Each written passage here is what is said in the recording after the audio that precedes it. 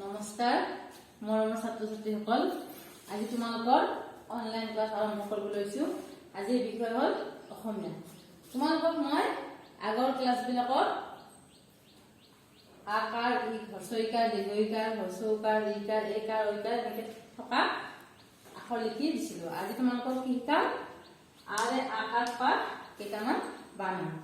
প্ৰথমতে তোমালোকে স্কুলৰ 4টা ৰাস্তা বহিখন আছে নহয় সেইখন উলিয়াই লোৱা আৰু তাতে ঠিক যেনেকৈ মই আকাৰ থকা বানানতে লিখিছো তোমালোকে প্ৰথমতে লিখি ল'বা আৰু তাৰপিছত মই যেনেকৈ মাতি দিম এতিয়া তেনেকৈ তোমালোকে মাতিবা। ইয়াত আছে আৰে আকাৰ।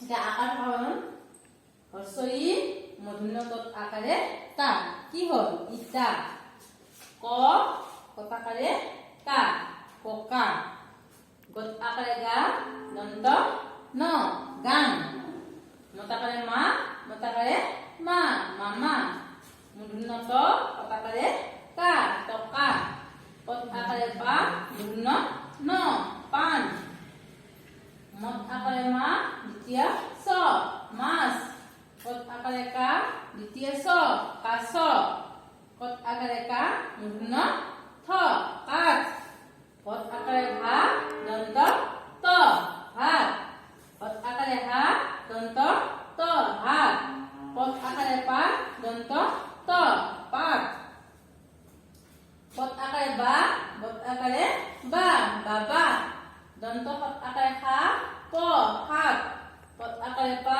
মূৰ্ধন্য থ পাত ব ৰত আকাৰে ৰা বৰা ক ৰত আকাৰে ৰা কৰা ল ৰত আকাৰে ৰা লৰা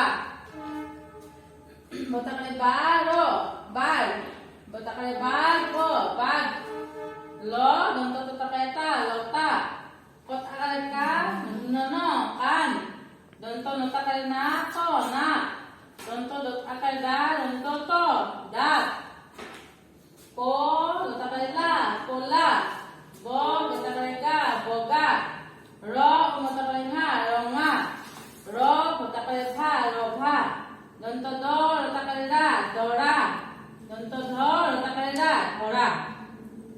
আকাৰ থকা বহুত আছে কিন্তু তোমালোকক মই আজি এইকেইটা লিখিছো তোমালোকে বহীত লিখি লৈ শুদ্ধ উচ্চাৰণেৰে এবাৰ বা দুবাৰমান মাতিবলৈ চেষ্টা কৰিবা। গতিকে আজি তোমালোকৰ অনলাইন ক্লাছ ইমানতে সামৰিছো।